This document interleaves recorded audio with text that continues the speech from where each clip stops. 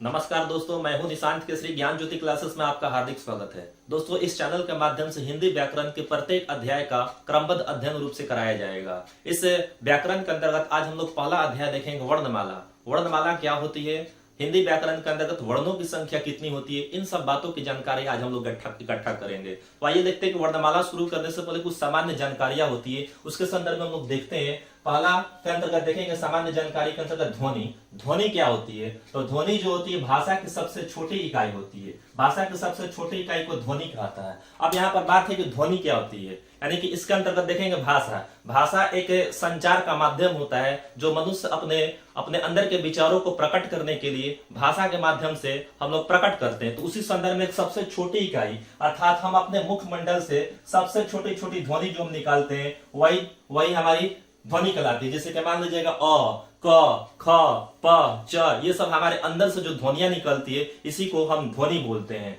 इसके अलावा हम लोग देखेंगे वर्ण क्या होती है। तो वर्ण देखिएगा, मुख से उच्चरित ध्वनि अर्थात हमारे अंदर से जो जो ध्वनियां उत्पन्न हो रही है, जो जो ध्वनि हमारे अंदर से निकल रही है, उसी को यदि हम लिखित रूप से उसको कहा जाए, यानी कि लिख देंगे अगर उस चीज को, तो उसको बोलेंगे वर्ण बोलेंगे। ठीक है। उसके बाद हम लोग देखेंगे अक्षर। अक्षर क्या होती है? अक्षर होती है कि वह ध्वनि या ध्वनियों का समूह जिसका उच्चारण एक सांस में हो जाता है उसे अक्षर कहा जाता है। अर्थात कहने का अर्थ यहाँ पर यह है, कोई ऐसा शब्द जो आप एक सांस में ही बोल देते हैं उसको हम क्या बोलते हैं? उसको अक्षर बोलते हैं। उसके बाद देखेंगे शब्द क्या होती है। तो दो या दो से अधिक वर्णों से, ठीक है, दो या दो से अधिक वर्णों से बनी स्वतंत्र सार्थक ध्वनि को हम शब्द कहते हैं। अर्थात अलग अलग वर्णों को मिलाकर एक शब्द का निर्माण करेंगे और उस शब्द का एक सार्थक अर्थ भी निकलना चाहिए। इस प्रकार उस शब्द को हम बोलेंगे शब्द। इसके अनुसार हम लोग देखते हैं कि अर्थ के अनुसार शब्द दो प्रकार के होते हैं। एक होता है आपका सार्थक शब्द, दूसरा होता है निरर्थक शब्द। सार्थक का मतलब अर्थ के साथ, यानी कि निश्चित अर्थ का बोध कराने वाले शब्दों को हम सार्थक शब्द कहते हैं। अर्थात जैसे कि मान लीजिए कमल, घर, पुस्तक, ये सब एक सार्थक शब्द है। इसका कहीं ना कहीं एक विशेष अर्थ निकलता है। इस प्रकार ऐसे शब्द को हम बोलेंगे सार्थक शब्द। कुछ ऐसे शब्द होते हैं जिसको निरर्थक शब्द कहा जाता है। अर्थात जिन शब्दों से कोई निश्चित अर्थ प्राप्त ना हो उसे हम निरर्थक शब्द कहते हैं। जैसे कि मान लीजिएगा कोई एक वर्ण लेते हैं, जैसे कि ख, इसी के साथ हम जोड़ देंगे ख, क, म। इसका कोई एक निश्चित अर्थ नहीं है। अर्थात ऐसे शब्द को हम कौन सा शब्द बोलेंगे? इसको बोलेंगे निरर्थक शब्द के अंतर्गत जाना जाता है। इसके बाद हम लोग देखते हैं पद क्या होती है। तो देखिएगा पद, जब कोई सार्थक शब्द अर्थात जब कोई शब्द बन जाता है, जैसे कि पुस्तक, विद्यालय, किताब या फिर कमल या कोई भी चीज, ऐसा शब्द, इन शब्द का वाक्य में यदि हम प्रयुक्त कर देते हैं, अर्थात कोई सार्थक शब्द वाक्य में प्रयुक्त होता है तो उसे पद कहा जाता है। अर्थ यहां पर देखिएगा, पुस्तक एक शब्द है, अभी बताए ना, पुस्तक एक सार्थक शब्द है। यदि इस पुस्तक शब्द का प्रयोग यदि वाक्य के रूप में हम कर देते हैं तो वहां पर यही पुस्तक जो है एक पद के रूप में हो जाता है। जैसे कि देखिएगा, मैं पुस्तक पढ़ता हूं। चूंकि पुस्तक अगर ऐसे बोलेंगे, ठीक है, अलग से, तो इसको हम एक शब्द के रूप में लेंगे। लेकिन इसी पुस्तक का प्रयोग कोई वाक्य में कर दिया जाए, ठीक है, तो उस वाक्य में प्रयुक्त शब्द जो पुस्तक शब्द जो है वह पद के रूप में जाना जाता है। इस प्रकार कई सारे उदाहरण हम प्रस्तुत कर सकते हैं। अब देखेंगे वाक्य क्या होती है। तो वाक्य देखिएगा, दो या दो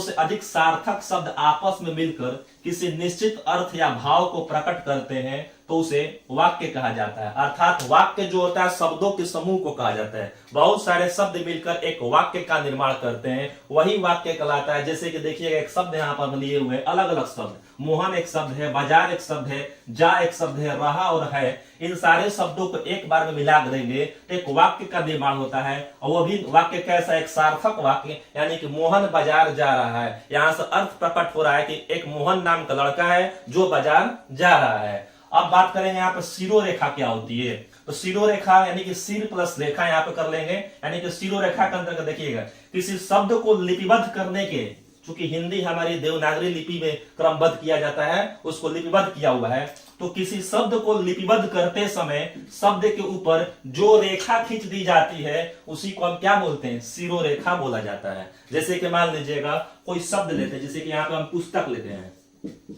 एक पुस्तक शब्द लेते हैं, इस पुस्तक के ऊपर इसकी सिर पर एक रेखा खींच देते हैं, यही रेखा क्या कहलाती है? शिरोरेखा कहलाती है। इसके अंतर्गत हम लोग सामान्य जानकारी देखें। अब देखेंगे वर्णमाला क्या होती है, वर्णमाला किसे कहते हैं, वर्णमाला कितने प्रकार के होते हैं, वर्णों की संख्या कितनी होती है। वर्णमाला देखते हैं। वर्णमाला के अंतर्गत वर्ण यानी कि अभी हम आप लोग को बताएं कि वर्ण किसे कहते हैं, यानी कि भाषा की सबसे छोटी इकाई जो होती है वह ध्वनि कहलाती है और इसी ध्वनि को वर्ण कहा जाता है। अर्थात अगर पूछे कोई आपसे कि वर्ण क्या होती है, तो भाषा की सबसे छोटी इकाई ध्वनि बोलते हैं और इसी ध्वनि को हम क्या बोलते हैं? वर्ण बोलते हैं। अब रही बात की वर्णमाला किसे कहते हैं, जैसे कि आप लोग देखे होंगे कई प्रकार के फूल को मिलाकर उसको हम माला बोलते हैं, तो इसी प्रकार से वर्णमाला भी होती है। यानी कि वर्णमाला क्या होती है? वर्णों के व्यवस्थित समूह। यहाँ पे शब्द देखा है व्यवस्थित, व्यवस्थित का मतलब एक व्यवस्था के अनुसार, तो वर्णों के व्यवस्थित समूह को ही हम वर्णमाला कहते हैं। अर्थात कई प्रकार के वर्णों को एक सुसंगठित व्यवस्था के रूप में अगर उसको एक इकट्ठा कर देते हैं तो वही कहलाती है हमारी वर्णमाला कहलाती है। अब इस प्रकार से हम लोग देखेंगे कि वर्ण कितने प्रकार के होते हैं। तो वर्ण दो प्रकार के होते हैं। कौन कौन? पहला जो होता है आपका स्वर वर्ण होता है और दूसरा जो होता है वह व्यंजन वर्ण कहे जाते हैं। जैसे कि हम लोग देखेंगे इसमें स्वर वर्ण क्या होती है, स्वर वर्ण किसे कहते हैं, स्वर वर्णों की संख्या कितनी होती है। तो देखेंगे स्वर वर्ण अर्थात हिंदी वर्णमाला के अंतर्गत, ठीक है, ऐसे वर्ण या फिर ऐसे अक्षर जिसका उच्चारण स्वतंत्र रूप से होता है। स्वतंत्र का मतलब किसी दूसरे पर आश्रित ना होकर स्वतंत्र रूप से बोलने में, उच्चारण करने में ऐसे वर्ण उच्चारित होते हैं, तो उसे हम क्या बोलते हैं? स्वर वर्ण कहते हैं। इसके अंतर्गत उदाहरण के रूप में देखेंगे कौन कौन से ऐसे स्वर वर्ण आते हैं। जैसे कि देखिएगा यहाँ पे अ, आ, ह्रस्व ई, दीर्घ ई, ह्रस्व उ, दीर्घ उ, री, ए, ऐ, ओ, औ। अर्थात अ से लेकर औ तक के जो वर्ण जो होते हैं, इन वर्णों को हम स्वर वर्ण के नाम से जाना जाता है। इसके अलावा यहाँ पर आप लोग देखे होंगे अन और अह भी होते हैं, क्योंकि उनको अयोगवाह के अंतर्गत रखा जाता है। तो इस प्रकार से हम कह सकते हैं कि स्वर वर्णों की संख्या कितनी होती है। तो आप लोग कंफ्यूजन हमेशा होते रहता है कि 13 बोले या फिर 11 बोले। तो इस आधार पर हम देखेंगे यहाँ पर कि वर्णमाला में स्वरों की कुल संख्या यदि पूछे, यानी कि स्वरों की कुल संख्या कितनी होती है, तो कुल संख्या तो यहाँ पर 13 आपको बताना होगा। इसमें आपको अन और अ को भी शामिल कर लिया जाता है यदि पूछा जाए कि स्वर वर्णों की कुल संख्या कितनी होती है।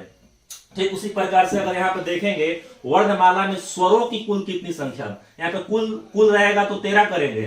स्वरों की संख्या सिर्फ पूछे कि स्वर कितने होते हैं, स्वर कितने होते हैं संख्या में, तो आपको यहाँ पे 11 बोलना होगा। अर्थात अ से लेकर औ तक की संख्या जो होगी 11, 1 2 3 4 5 6 7 8 9 10 11 क्या होते हैं? स्वर वर्ण होते हैं। स्वर वर्णों की कुल संख्या कितनी होती है? तो 13 होती है।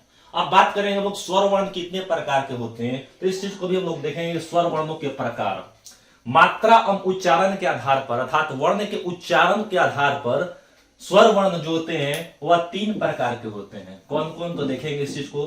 पहला जो होता है ह्रस्व स्वर, दूसरा जो होता है वह दीर्घ स्वर होता है और तीसरा जो होता है वह प्लुत स्वर होता है। तीनों स्वर के प्रकारों को हम विस्तृत रूप से अध्ययन करेंगे। तो देखते हैं यहाँ पर पहला जो होता है वह ह्रस्व स्वर होता है। ह्रस्व स्वर को हम लघु स्वर के नाम से भी जानते हैं। लघु मतलब छोटा। अब क्या होता है इसको देखेंगे, ऐसे स्वर वर्ण जिसके उच्चारण में कम समय लगता हो। अब बात है यहाँ पर कम समय क्या, ऐसे स्वर वर्ण जिसके उच्चारण में कम समय लगता हो, अर्थात एक मात्रा का समय लगता हो। अभी बात करते हैं कैसी होती है। एक मात्रा का समय लगता है उसे हम ह्रस्व स्वर कहते हैं। इसके अंतर्गत 4 ऐसे स्वर वर्ण आते हैं जो ह्रस्व स्वर के अंतर्गत आते हैं। इसमें देखेंगे अ, ह्रस्व ई, ह्रस्व उ और री। इन चारों को हम कौन सा वर्ण बोलेंगे? इन चारों को हम बोलते हैं ह्रस्व स्वर के अंतर्गत रखा जाता है। इसमें एक मात्रा की समय लगती है, अर्थात अ को बोलने में सिर्फ एक मात्रा है, ह्रस्व ई को बोलने में भी एक मात्रा, ह्रस्व उ को बोलने में भी एक मात्रा और री को भी बोलने में एक मात्रा का समय लगता है। अब देखेंगे दूसरा प्रकार जो होता है वह होता है दीर्घ स्वर होता है। दीर्घ मतलब ज्यादा, अर्थात ऐसे स्वर वर्ण जिसके उच्चारण में अधिक समय लगता हो, अर्थात 2 मात्रा का समय। इसमें 1 मात्रा का समय होता था, जबकि दीर्घ स्वर में 2 मात्रा का समय लगता है, उसे हम दीर्घ स्वर कहते हैं। दीर्घ स्वर कितने होते हैं यहाँ पे चर्चा करेंगे। आ, दीर्घ ई, दीर्घ उ, ए, ए ओ और औ, अर्थात 1 2 3 4 5 6 7, ये 7 जो होते हैं वह दीर्घ स्वर के अंतर्गत आएंगे, 4 जो होंगे वह ह्रस्व स्वर के अंतर्गत आएंगे, अर्थात कुल हो जाएंगे 11। अब इसमें भी आप लोग देख सकते हैं कि दीर्घ स्वर को भी बांटा गया है, यानी कि शुरू का जो 3 जो होता है आ, दीर्घ ई और दीर्घ उ को हम बोलते हैं दीर्घ स्वर, और शेष जो 4 जो होते हैं ए ओ औ, इसको बोलेंगे संयुक्त स्वर बोलते हैं। अब क्यों बोलते हैं इस चीज को हम लोग देखेंगे। देखिएगा, आ जो बनता है 2 मात्रा से, यहाँ पे 1 मात्रा था, आ बनेगा अ प्लस अ से, यानी आ जो बनेगा अ और अ से मिलकर क्या बनता है, आ बनता है। उसी प्रकार से दीर्घ ई जो बनता है, ठीक है, दीर्घ ई जो बनता है ये बनता है आपका ह्रस्व ई और ह्रस्व ई, यानी कि इसको हम बड़ा छोटा ई बोलते हैं, बड़ी ई छोटी ई, यानी कि छोटी ई प्लस छोटी ई, यानी कि ऐसे ही बोल सकते हैं ह्रस्व ई प्लस ह्रस्व ई मिलकर क्या बन जाएगा, आपका दीर्घ ई बनता है। दीर्घ उ जो है आपका ह्रस्व उ और ह्रस्व उ से मिलकर बनता है। इसके बाद हम लोग देखेंगे संयुक्त स्वर। संयुक्त स्वर में क्या होता है कि 2 असमान स्वर आते हैं, यहां पर तो समान स्वर आ रहे, देखिए अ और अ एक समान स्वर है, ई और ई भी एक समान स्वर है, और उ प्लस ओ भी एक समान का स्वर आता है। जबकि संयुक्त स्वर वर्ण के अंतर्गत जो वर्ण जो आते हैं ए ओ औ, इनका जो वर्गीकरण जो होता है वो इस प्रकार से होता है। ए जो बनता है अ प्लस दीर्घ ई या फिर ह्रस्व ई, इसके अंतर्गत देखें यहां पे ए जो बनता है अ प्लस ह्रस्व ई से बनता है, ठीक है, अ प्लस ह्रस्व ई से मिल जाएगा ए जो बनेगा अ प्लस ए से मिलकर क्या बन जाएगा, ए बनेगा।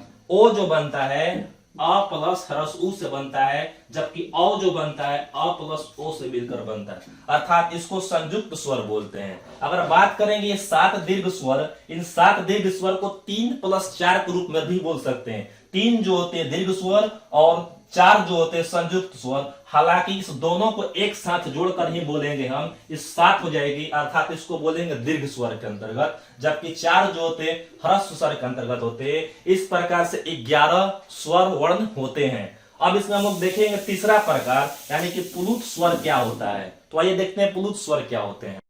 स्वर वर्णों का तीसरा प्रकार देखेंगे प्लुत स्वर। प्लुत स्वर क्या होते हैं देखेंगे, ऐसे स्वर वर्ण जिसके उच्चारण में, यानी ऐसे स्वर वर्ण जिसके उच्चारण में दीर्घ स्वर से भी ज्यादा का समय लगता है। जैसा कि हम बताए आप लोगों, दीर्घ स्वर में 2 मात्रा का समय लगता है, लेकिन प्लुत स्वर में क्या होता है 3 मात्रा का समय लगता है, अर्थात इसमें 3 गुना समय लगता है, उसे हम प्लुत स्वर कहते हैं। जैसे कि देखिएगा, अगर दीर्घ स्वर को देर तक बोला जाए, अर्थात अगर दीर्घ स्वर को हम देर तक बोलते हैं तो एक खिंचाव उत्पन्न होता है। उस खिंचाव को व्यक्त करने के लिए एक प्रतीक का प्रयोग करते हैं। वह प्रतीक अंग्रेजी के एस आकार का हो सकता है, या फिर गणित में संख्या जो 3 जो हम लिखते हैं वैसी आकृति, वैसी प्रतीक के रूप में हम व्यक्त करते हैं, प्रयोग किया जाता है। इसी प्रयोग को हम प्लुत स्वर के नाम से जानते हैं। जैसे कि कुछ उदाहरण आप लोग देख सकते हैं, जैसे कि ओम को यदि बोलना होगा तो हम डायरेक्टली ओम नहीं बोलते हैं, इसमें ओ को खिंचाव करते हैं कुछ दूर तक, अर्थात कह सकते हैं ओम। यहाँ पर जो ओ में जो खिंचाव जो उत्पन्न होगा, इसमें त्रिमात्रिक समय लग रहा है, अर्थात ओ यहाँ पर जो होगा वह प्लुत स्वर कहलाएगा। उसी के अलावा एक और उदाहरण देख सकते हैं, जैसे कि नमोस्तुते, तो इसको ऐसे हम बोलते हैं नमोस्तुते, अर्थात इसमें मो को हम क्या बोलते हैं, लंबे समय तक खींचते हैं। तो यहाँ पर जो मो जो होगा वह जो होगा प्लुत स्वर होंगे। यहाँ के अलावा और भी देख सकते हैं, जैसे कि मान लीजिए राम ऐसे बोलते हैं, किसी को पुकारते हैं, जैसे कि नाटक में देखिएगा पात्र जो होते हैं, नाटककर्ता जो होते हैं, किसी पात्र को बुलाने के लिए स्वरों को काफी दूर तक खींचते हैं, तो यहाँ पे जो खिंचाव जो उत्पन्न होगा, ऐसे ऐसे शब्द जो होंगे, ऐसे ऐसे जो वर्ण जो होंगे वो प्लुत स्वर के अंतर्गत रखे जाते हैं। अब हम लोग देखेंगे यहाँ पर ये प्लुत स्वर का प्रयोग मुख्यतः संस्कृत भाषा में किया जाता है। संस्कृत के शब्दों में अधिकांश आपको देखने को मिलता है। ये तो आपका हो जाएगा मात्रा एवं उच्चारण के आधार पर स्वर्णों का प्रकार। अब हम लोग देखेंगे जीभ के प्रयोग के आधार पर स्वर वर्ण कितने प्रकार के होते हैं। तो देखिएगा, जीभ के प्रयोग के आधार पर स्वर के 3 प्रकार होते हैं। जैसे कि देखेंगे अग्र स्वर, मध्य स्वर और पश्च स्वर, ये जीभ के प्रयोग के आधार पर है। अग्र मतलब आगे होता है मध्य का मतलब बीच वाला, पश्च का मतलब पिछला हिस्सा। तो जीभ के आधार पर देखेंगे तो देखिए यहां पर लिखा हुआ है अग्र स्वर, अर्थात जिन स्वरों के उच्चारण में, ठीक है, जीभ का अग्र भाग यानी कि जीभ का आगे वाला हिस्सा काम आता है, वैसे स्वर को हम कौन सा स्वर बोलेंगे? अग्र स्वर कहते हैं। इसके अंतर्गत 4 स्वर आएंगे। कौन कौन आएंगे देखिएगा, हरस ई, दीर्घ ई, ए, ऐ।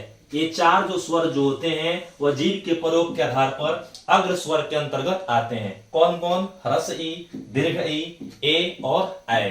अब देखेंगे मध्य स्वर कौन कौन से कहलाते हैं। तो मध्य स्वर नाम पर ही है कि जिन स्वरों के उच्चारण जीभ का मध्य भाग अर्थात जीभ का कह सकते हैं मध्य हिस्सा जो काम करता है, वैसे स्वर को हम बोलते हैं मध्य स्वर कहते हैं। इसके अंतर्गत सिर्फ एक आएंगे, अ आते हैं, ठीक है। अब देखेंगे पश्च। पश्च का मतलब पिछला हिस्सा होता है। तो जिन स्वरों के उच्चारण में जीभ का पश्च भाग काम आता है उसे हम पश्च स्वर कहते हैं। इसके अंतर्गत कौन कौन से आएंगे उदाहरण में? आ, हर्ष उ, दीर्घ उ, ओ, औ। ये जो होते हैं ये पश्च स्वर कहलाते हैं। यहां पे आप लोग देखे होंगे आ, जैसे कि अर्धचंद्र बिंदु वाले कुछ शब्द होते हैं, जैसे कि डॉक्टर लिखना हो, कॉलेज लिखना हो, हॉस्पिटल लिखना हो, तो उसके ऊपर जो होता है ऐसे हम लगाते हैं मात्रा, अर्थात इसको बोलते हैं अर्धचंद्र बिंदु। तो ये भी जो होते हैं पश्च स्वर के अंतर्गत ही आते हैं। तो यहाँ पर हम लोग देखें जीभ के प्रयोग के आधार पर 3 प्रकार के स्वर, ठीक है। अब देखेंगे होठों की गोलाई के आधार पर, अर्थात हमारा जो होस्ट जो होता है इसके कह सकते गोलाई के आधार पर, बोलने के क्रम में होठों का जो गोल होना और गोल न होना, इसके आधार पर भी स्वर को बांटा गया है। और इसके आधार पर स्वर के 2 प्रकार होते हैं। यहाँ पे आप देख सकते हैं स्वर के 2 प्रकार होंगे होठ के आधार पर, अर्थात पहला जो होता है वह वृत्तमुखी कहलाता है, दूसरा जो कहलाता है अवृत्तमुखी कहलाता है। वृत्तमुखी का मतलब वृत्ताकार, वृत्त के आकार का। जिन स्वरों के उच्चारण में होठों का आकार अर्थात कह सकते हैं हमारा होठ जो होता है बोलने के क्रम में यदि उसकी आकार जो हो जाएगी, कैसी हो जाएगी? गोल हो जाएगी, तो वैसे स्वर को हम बोलेंगे वृत्तमुखी स्वर कहलाता है। अर्थात जिन स्वरों के उच्चारण करने में होठों का आकार गोल हो जाता है वे वृत्तमुखी स्वर के अंतर्गत जाना जाता है। इसके अंतर्गत कौन कौन से आ जाएंगे देखिएगा, हरस उ, दीर्घ उ, ओ, औ और आ।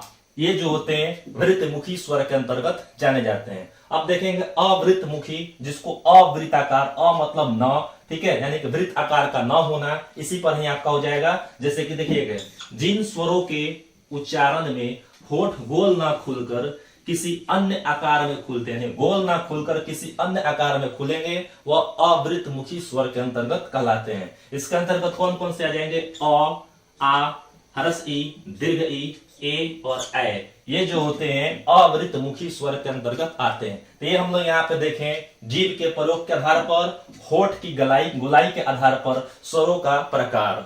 मुखाकृति के आधार पर स्वर वर्ण के 4 प्रकार होते हैं। देखेंगे यहाँ पर मुखाकृति का मतलब मुख की आकृति, यानी कि मुख द्वार के आधार पर स्वर के 4 प्रकार होते हैं। कौन कौन? तो विवृत स्वर, अर्ध विवृत स्वर, संवृत स्वर, अर्ध संवृत स्वर। क्या होते हैं देखेंगे नाम पर ही है इसके, इसमें कोई ज्यादा टफ नई चीज है, ज्यादा कह सकते हैं कि इसमें कोई समस्या नहीं होने वाली है। विवृत स्वर यानी कि जिन स्वरों के उच्चारण में, यानी कि जिन स्वर वर्णों के उच्चारण में मुख द्वार यानी कि मुख से जो हमारा जो आवाज जो निकलता है, ध्वनि जो निकलती है, मुख द्वार उसको बोलेंगे। मुख द्वार पूरा या अधिक खुलता है उसे हम विवृत स्वर के नाम से जाना जाता है। यानी कि मुख की जो आकृति जो होगी यदि पूरी तरह से खुल जाए, अधिक रूप से खुलता है, तो वैसे वर्ण को यानी कि वैसे स्वर वर्ण को हम विवृत स्वर वर्ण के नाम से जानते हैं। इसके उदाहरण के रूप में आ जो होता है, जैसे बोलेंगे आ बोलने पर हमारी जो मुख की आकृति जो होती है वह पूरी तरह से खुल जाती है। इसका जस्ट अब क्या करेंगे, इसका थोड़ा अर्ध मतलब आधा, अर्थात अर्ध विवृत स्वर का मतलब होता है कि जिन स्वरों के उच्चारण में मुख द्वार आधा या फिर विवृत से थोड़ा कम समय लगता है, वैसे स्वर वर्ण को अर्ध विवृत स्वर वर्ण के नाम से जाना जाता है। इसके अंतर्गत आपका आ जाएगा अ, ए, ओ, आ। ये जो होते हैं अर्ध विवृत स्वर के अंतर्गत जाना जाता है। इसके अंतर्गत तीसरा जो देखेंगे, तीसरा जो है आपका समवृत, ठीक है, समवृत स्वर, यानी कि जिन स्वर के उच्चारण में मुख द्वार लगभग बंद रहता है, यानी कि इसमें क्या था, इसमें मुख द्वार अधिक खुलता था और साथ ही साथ अधिक से थोड़ा कम खुलता था। लेकिन इसमें क्या है समवृत में कि जिन स्वरों के उच्चारण में मुख द्वार लगभग बंद रहता है, पूरी तरह से क्लोज रहता है, उसे हम समवृत स्वर के नाम से जानते हैं। इसके अंतर्गत आपका आ जाएगा दीर्घ ई, ह्रस्व ई, दीर्घ ई, ह्रस्व उ एवं दीर्घ उ, ये याद रख लेंगे, ठीक है, 4 होते हैं। उसके बाद देखेंगे अर्ध समवृत स्वर किसे कहते हैं। अर्ध समवृत अर्थात जिन स्वरों की उच्चारण में, ठीक है, मुख द्वार आधा बंद रहता था, इसमें क्या था, पूरी तरह से बंद रहता था, इसमें है जो आधा बंद रहता है यानी आधा खुला रहता है, तो वैसे स्वर वर्ण जो कहते हैं अर्ध समवृत स्वर वर्ण कहलाते हैं। इसके अंतर्गत आपके आ जाएंगे ए और ओ, ठीक है, ए और ओ को हम क्या बोलते हैं, अर्ध समवृत स्वर कहलाते हैं। ये जो हम अभी देखें स्वरों के प्रकार समझे, उच्चारण के आधार पर, जीभ की आकृति के आधार पर, होस्ट की आकृति के आधार पर, मुख द्वार की आकृति के आधार पर। अब हम बात करेंगे इसके अंतर्गत, हम शुरू में पढ़े थे अयोगवाह, 2 होते हैं अयोगवाह, अन और अह, तो इसको बारे में देखते हैं हम, अयोगवाह क्या कहलाते हैं। अयोगवाह देखिएगा, अनुस्वार, अनुस्वार और विसर्ग, ठीक है, इसके अलावा एक अनुनासिक भी होते हैं, यहाँ पे चर्चा करेंगे क्या होते हैं। अनुस्वार, विसर्ग एवं अनुनासिक स्वर, अनुनासिक स्वर को चंद्र बिंदु भी कहा जाता है, अयोगवाही वर्ण कहलाते हैं। अर्थात अयोगवाह के अंतर्गत अनुस्वार, विसर्ग और चंद्र बिंदु, जिसको अनुनासिक स्वर भी बोलते हैं, ठीक है, वो आते हैं। इसके अंतर्गत देखेंगे अन जो होता है, अन को अनुस्वार कहा जाता है, जबकि अह को विसर्ग कहा जाता है। आप इसकी मात्रा यहाँ देख सकते हैं, ये अनुस्वार की मात्रा होती है जबकि ये विसर्ग की मात्रा होती है। इसके कुछ उदाहरण के रूप में जैसे कि हम लोग अक्सर लिखते भी है, जैसे गंगा, चंदा, मंदी, ये सब लिखते हैं अनुस्वार, अनुस्वार का प्रयोग करके। अह का प्रयोग जैसे कि अतः लिखना होगा तो इसमें संस्कृत में ज्यादातर प्रयोग होते रहते हैं। उसके अलावा अनुनासिक स्वर जो होते हैं जिसको चंद्र बिंदु बोलते हैं, यानी कि चंद्र के चंद्र बनाकर उस पर बिंदु डाल देंगे तो ऐसी चीज को बोलते हैं अर्ध चंद्र बिंदु। एक होता है कि अर्ध चंद्र बिंदु, उसमें क्या होता है कि चंद्र तो होते हैं लेकिन बिंदु नहीं होते हैं। आगत शब्दों में इसका प्रयोग करते हैं, जैसे कि डॉक्टर हो गया, हॉस्पिटल हो गया, कॉलेज हो गया, ये सब लिखने में प्रयोग इसका हम करते हैं। इसके अलावा हम इसमें देखते हैं कि अनुनासिक स्वर यानी कि अह, जैसे कि इसमें हम लोग देखेंगे आंख लिखना हो, बांस लिखना हो, चांद लिखना हो या फिर आंचल बोलना हो, इन शब्दों का प्रयोग हम अनुनासिक स्वर वाले शब्द से प्रयोग करके हम लोग लिखते हैं। अब इसमें बात है कि अयोगवाह के अंतर्गत जो अनुस्वार और विसर्ग जो होते हैं, क्या ये स्वर हैं या फिर व्यंजन हैं। तो बात करेंगे यहाँ पर कि अनुस्वार एवं विसर्ग न ही स्वर वर्ण होते हैं और न ही व्यंजन वर्ण होते हैं। यदि आपसे कोई पूछे कि अनुस्वार और विसर्ग स्वर है कि व्यंजन है, तो आपका जवाब ये होना चाहिए कि दोनों में से ये कोई नहीं है, ये प्रयोग के आधार पर तय होता है। तो इसमें देखेंगे कि अनुस्वार और विसर्ग न ही स्वर होते हैं और न ही व्यंजन होते, क्योंकि अब इसका जवाब यहाँ पे मिलेगा, क्योंकि ये स्वर वर्ण की तरह स्वतंत्र नहीं होते। सबसे पहले ये स्वर वर्ण क्यों नहीं होते हैं, इसलिए नहीं होते हैं कि अनुस्वार और विसर्ग स्वतंत्र रूप से नहीं होते, अर्थात आश्रित रहते हैं अपने अर्थ के लिए। साथ ही साथ व्यंजन क्यों नहीं कहे जाते हैं, तो व्यंजन वर्ण इसलिए नहीं कहते हैं क्योंकि स्वरों के पश्चात यानी कि स्वर के बाद आता है, पहले नहीं आता है उच्चारण के आधार पर। इस प्रकार से हम कह सकते हैं कि अनुस्वार और विसर्ग जो होते हैं वह न ही स्वर होते हैं न ही इसको व्यंजन बोलते हैं, अर्थात कहते क्या है, इसको हम अयोगवाह कहते हैं।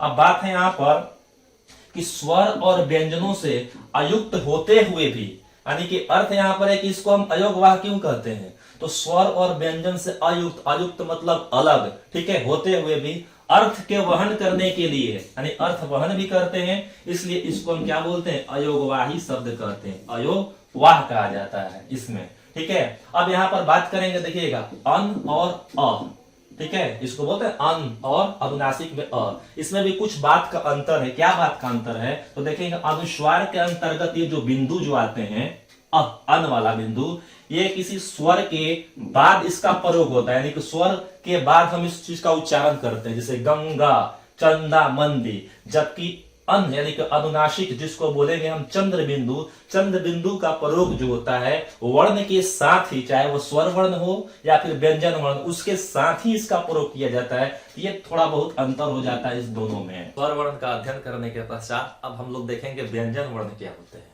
व्यंजन वर्ण किसे कहते हैं, तो व्यंजन वर्ण के बारे में देखेंगे। ऐसे वर्ण, ठीक है, वर्णमाला के अंतर्गत ऐसे वर्ण जिसका उच्चारण स्वर वर्ण की सहायता से किया जाता है। आप यहाँ पे याद रख लेंगे, जैसे कि आप लोग देखेंगे स्वर वर्ण जो होता है वो स्वतंत्र रूप से उसका उच्चारण किए बिना किसी अन्य वर्ण की सहायता से।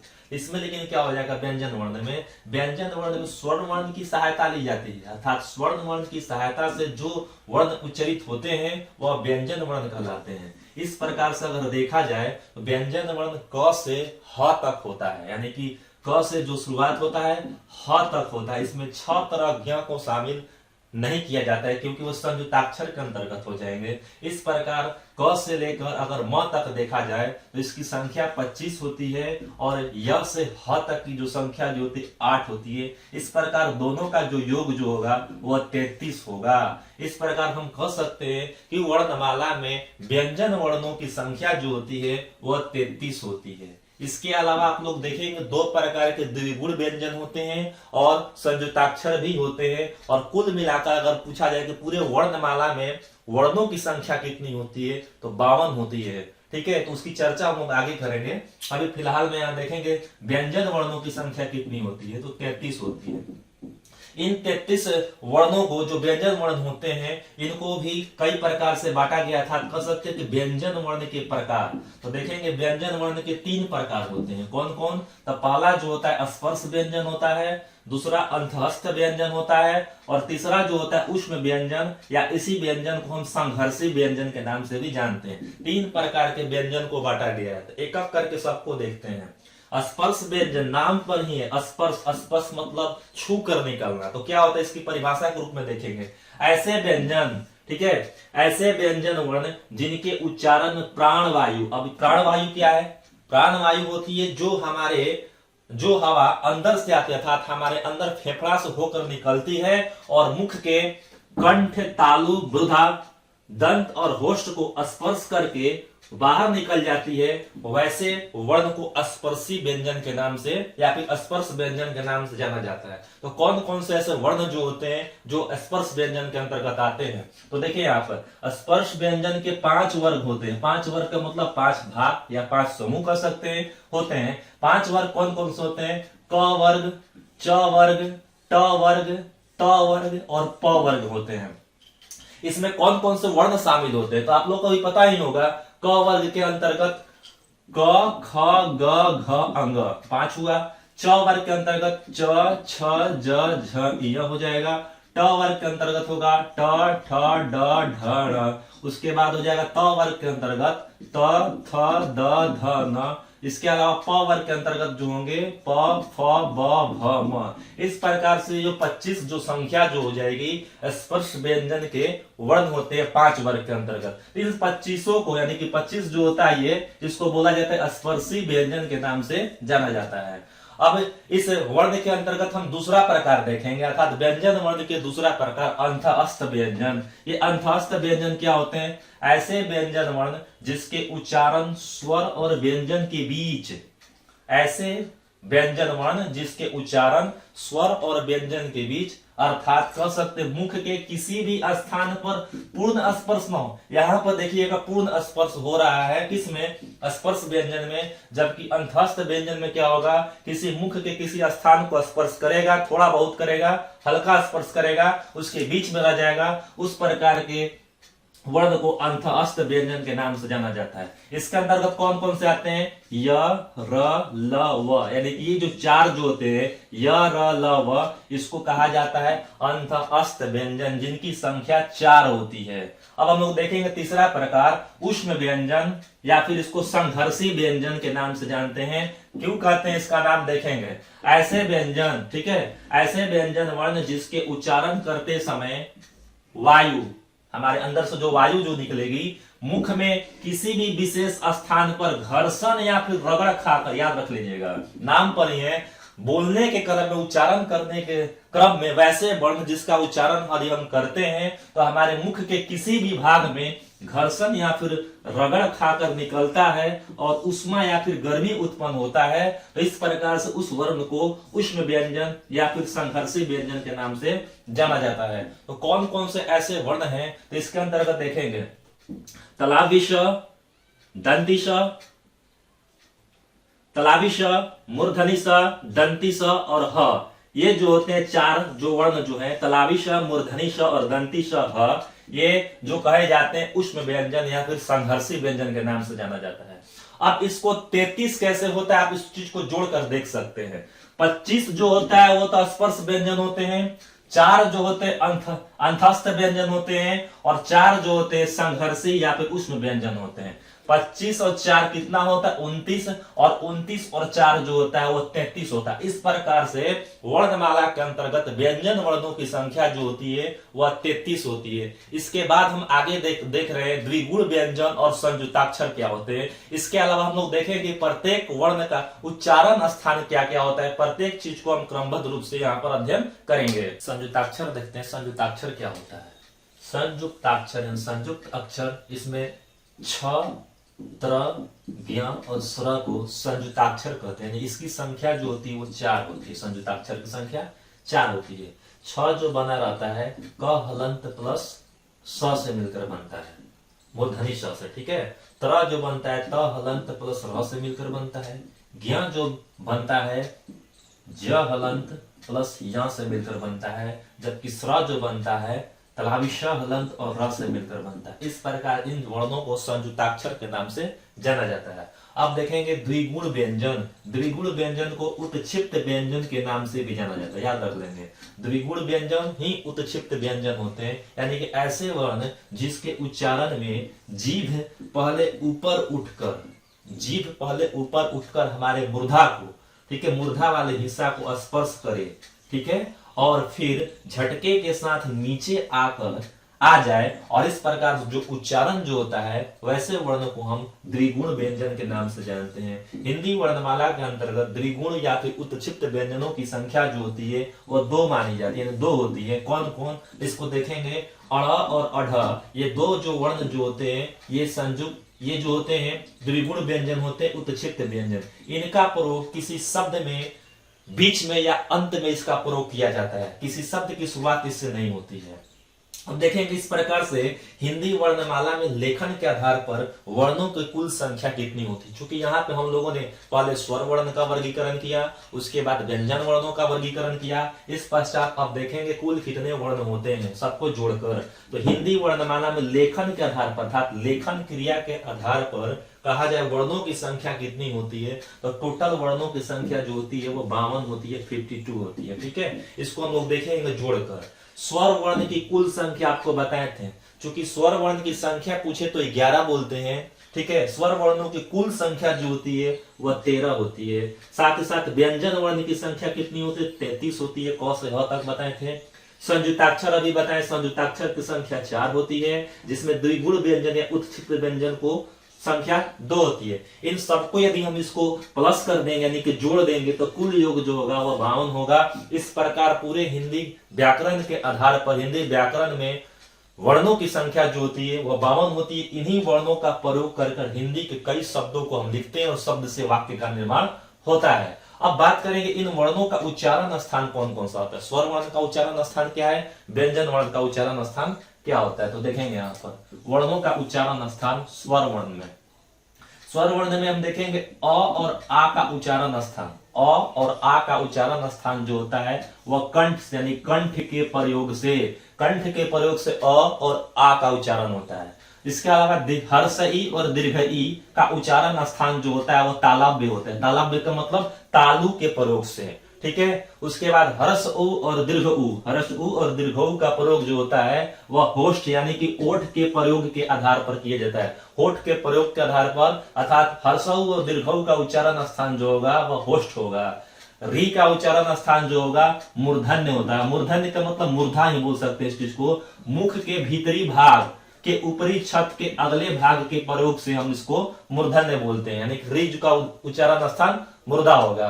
ए और ए का उच्चारण कंठ तालव्य। कंठ तालव्य का मतलब कंठ और तालु के प्रयोग से, यानी कंठ और तालु में जीभ के स्पर्श से। याद रख लेंगे, इतना ही आपको याद रखना होगा कि ए और ए का उच्चारण स्थान कंठ तालव्य यानी कंठ और तालु के प्रयोग से होता है। इसके अलावा ओ और औ का उच्चारण स्थान जो होता है कंठोष्ठ यानी कंठ और होष्ठ के स्पर्श से होता है। तो यहाँ पे हम लोग देखें स्वर वर्ण का उच्चारण स्थान। अब देखेंगे व्यंजन वर्ण का उच्चारण स्थान क्या क्या होता है। जैसे कि ये बताएं आपको, व्यंजन वर्ण 3 प्रकार के होते हैं, स्पर्श व्यंजन होते हैं, अंतःस्थ व्यंजन होते हैं और संघर्षी व्यंजन होते हैं। तो इस चीज को देखेंगे हम, ठीक है। तो क वर्ग का उच्चारण स्थान जो होता है वह कंठ से होता है, क ख ग घ अंग। च वर्ग का उच्चारण स्थान तालव्य से होता है, च छ ज झ ञ। ट वर्ग का उच्चारण स्थान जो होता है मूर्धन यानी मूर्धा से होता है, ठीक है। यहाँ ट ठ ड ढ ढ़ मूर्धन है। उसके बाद त वर्ग का उच्चारण स्थान जो होता है वह दंत यानी कि दांत के प्रयोग से होता है, त थ द ध न। इसके बाद हम देखेंगे प वर्ग का उच्चारण स्थान होष्ठ यानी कि ओठ के प्रयोग से होता है, प फ ब भ म। इस प्रकार से पांचों वर्ग का उच्चारण स्थान कंठ, तालव्य, मूर्धा, दंत और होष्ठ से होता है। इसमें देखेंगे पांचों वर्ग का जो अंतिम जो वर्ण जो होते हैं, जैसे कि क का अंतिम वर्ण क्या होगा, अंग होगा। च का क्या होगा, य। इस प्रकार से सब वर्ग का अंतिम जो वर्ण जो होता है उसको हम बोलते हैं अनुनासिक। अनुनासिक कोई पंचमाक्षर, पंचमाक्षर मतलब 5वां अक्षर, ठीक है। तो इन पंचमाक्षर यानी कि अनुनासिक भी पंचमाक्षर का उच्चारण स्थान जो होता है वह नासिक से होता है। अगर पूछ ले कि पंचमाक्षर का उच्चारण स्थान क्या होता है तो वह नासिक से होता है, ठीक है। ये आपका था स्पर्शी व्यंजन।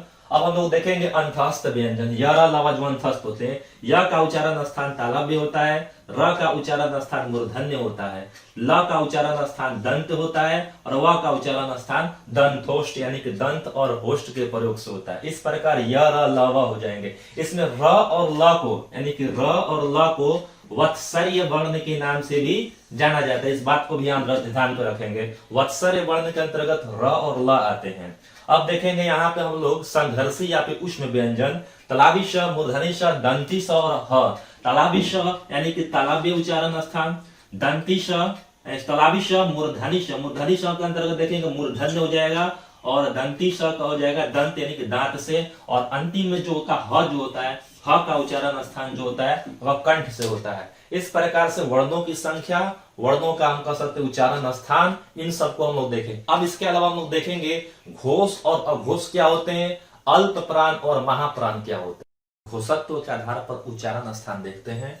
घोषत्व के आधार पर उच्चारण स्थान, वर्णों का उच्चारण स्थान हम घोष के आधार पर देखेंगे। अर्थात घोष का अर्थ जो होता है स्वर तंत्रियों में ध्वनि का कंपन का होना। घोष का मतलब कंपन पर देखा है, शंखनाद का घोष होता है अर्थात कंपन उत्पन्न होता है। स्वर तंत्री का मतलब होता है कि ये हमारा जो यहाँ पर जो स्वर तंत्र है, इससे जो हमारा जब उच्चारण जब निकलता है तो यहाँ पर कंपन उत्पन्न होता है। इसी कंपन के आधार पर भी वर्णों को अर्थात कर सकते उच्चारण स्थान को 2 वर्गों में बांटा गया है। एक होता है घोष और दूसरा होता है अघोष। यानी कि घोष यानी कि कंपन के साथ, अघोष का मतलब अ मतलब न यानी कि कंपन न होना। तो देखेंगे पहले घोष क्या होता है। घोष वर्ण को सघोष के नाम से भी जाना। सघोष मतलब साथ में घोष उत्पन्न होना।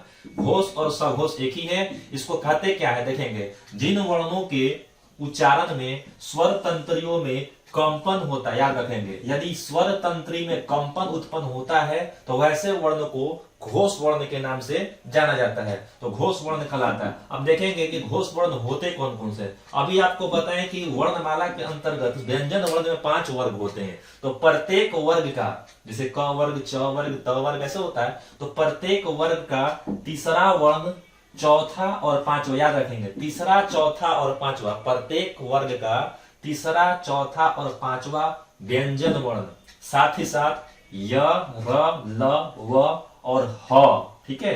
य, र, ल, व और ह, साथ ही साथ सभी स्वर वर्ण घोष वर्ण के अंतर्गत जाने जाते हैं। इस चीज को हम लोग देखते हैं। सबसे पहले प्रत्येक वर्ग का तीसरा, चौथा, पांचवा, जैसे कि क वर्ग का अगर तीसरा, चौथा, पांचवा बात करेंगे तो ग, घ, अंग। च वर्ग का अगर बात करेंगे ज, झ, ञ। ट वर्ग का बात करेंगे ट और ठ को छोड़ देंगे, उसके बाद जो शेष 3 जो होगा वो आपका हो जाएगा तीसरा चौथा पांचवा अर्थात उसको बोलेंगे घोष वर्ग के अंतर्गत। साथ ही साथ यहाँ पे य, र, ल, व और ह को भी घोष वर्ग के अंतर्गत रखा जाता है। सारे स्वर वर्ण अर्थात अ से लेकर, ठीक है, अ आ हर्षई दीर्घई जो होता है, अ आ हर्षई दीर्घई हर्षौ दीर्घौ री ए ऐ ओ, ये सब जो होते हैं वह घोष के अंतर्गत जाने जाते हैं। ठीक है, और इस प्रकार से अगर घोष की संख्या बात कीजिएगा तो प्रत्येक वर्ग में से 3-3 लेंगे तो 5 वर्ग होता है, तो 5 गुना 3 करेंगे तो 15 वर्ण यहाँ पे मिलेंगे। साथ ही साथ य, र, ल, व और ह को 5 संख्या होती है और स्वर वर्णों की संख्या जो होती है वो 11 होती है। इन सबको जोड़ेंगे तो 31 होगा, यानी 31, यानी कि 31 ऐसे वर्ण हैं जो घोष वर्ण के अंतर्गत जानते हैं। अब बात करेंगे हम लोग अघोष वर्ण क्या होता है। अघोष यानी कि जिन वर्णों के उच्चारण में स्वर तंत्रियों में कंपन नहीं होता है। देखिए याद रखिएगा, स्वर तंत्रियों में कंपन नहीं होता है तो वैसे वर्ण को हम अघोष वर्ण के नाम से जानते हैं। तो प्रत्येक वर्ग का पहला दूसरा, यानी कि यहाँ पे था तीसरा चौथा पांचवा तो घोष हो जाएगा, और पहला और दूसरा हो तो अघोष हो जाएगा। यानी प्रत्येक वर्ग का पहला दूसरा व्यंजन वर्ण, साथ ही साथ तलावी श, मूर्धनी श और दंती श, ठीक है, तलावी श, मूर्धनी श, दंती श, ये जो होते हैं अघोष वर्ण के अंतर्गत जाने जाते हैं। ठीक है, अघोष वर्ण इसको बोलेंगे। तो देखेंगे यहाँ पर प्रत्येक वर्ग का पहला और दूसरा, यानी कि क और ख, च का कर लेंगे तो च, छ, ट वर्ग का लेंगे तो ट, ठ। प्रत्येक वर्ग का पहला और दूसरा जो वर्ण जो होता है अघोष कहलाता है, तीसरा चौथा पांचवा जो वर्ण जो होता है घोष कहलाता है। इसमें देखेंगे साथ ही साथ यहाँ पर लिखा तलावी श, मूर्धनी श और दंती श भी जो होते हैं वह अघोष के अंतर्गत होते हैं। यानी कि इसकी संख्या कितनी हो जाएगी, 10 + 3 अर्थात टोटल हो जाएगा आपका 13। ठीक है, इस प्रकार से ये घोष और अघोष थे। अब देखेंगे हम लोग प्राणत्व, अर्थात कह सकते हैं कि श्वास वायु के आधार पर, उच्चारण स्थान के आधार पर देखेंगे वर्ण कितने होते हैं।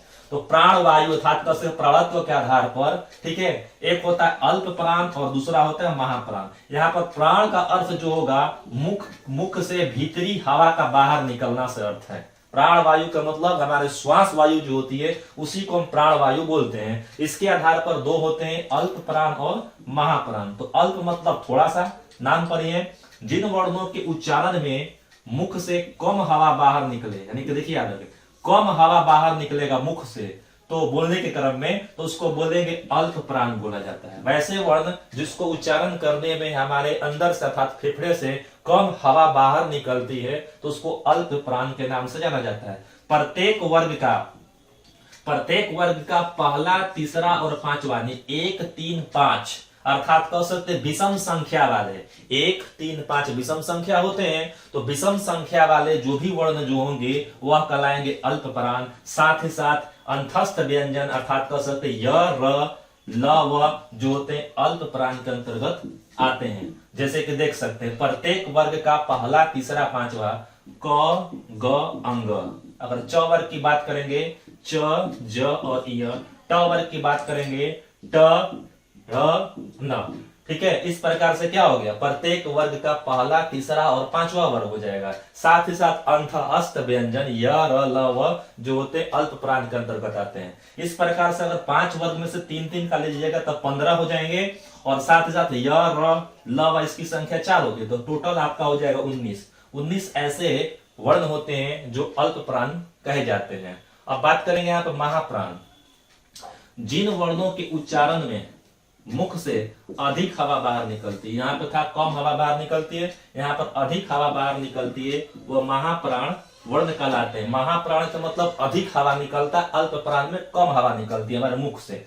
पहचानेंगे कैसे, तो प्रत्येक वर्ग का दूसरा और चौथा, यानी कि 2 और 4 आपको पता होगा सम संख्या इसको बोलते हैं, अर्थात सम संख्या वाला जो वर्ण जो होता है वह महाप्राण कहलाता है। साथ ही साथ इसमें देखेंगे तलावी श, मूर्धनी श, दंती श और ह, इसको कौन सा वर्ण बोलते हैं, इसको ऊष्म व्यंजन बोलते हैं या संघर्षी व्यंजन बोलते हैं, जो कि महाप्राण के अंतर्गत आते हैं। उदाहरण के रूप में इसको देख सकते हैं, क वर्ग का होगा ख और ग, यानी बताया दूसरा और चौथा, उसके बाद 6 जो और भी ले सकते इस प्रकार से प्रत्येक वर्ग का। इस प्रकार से अगर इसकी संख्या बात करेंगे तो प्रत्येक वर्ग में से 2-2 लेंगे तो 5 दूनी 10, और साथ ही साथ जो संघर्षी व्यंजन जो होते हैं इसकी संख्या 4 होती है, कुल मिलाकर 14 हो जाएंगे। यहाँ पर अगर बात कीजिएगा 19 और 14 जोड़ दीजिएगा तो आपका 33 होगा, और हमको पता भी है व्यंजन वर्णों की संख्या 33 होती है।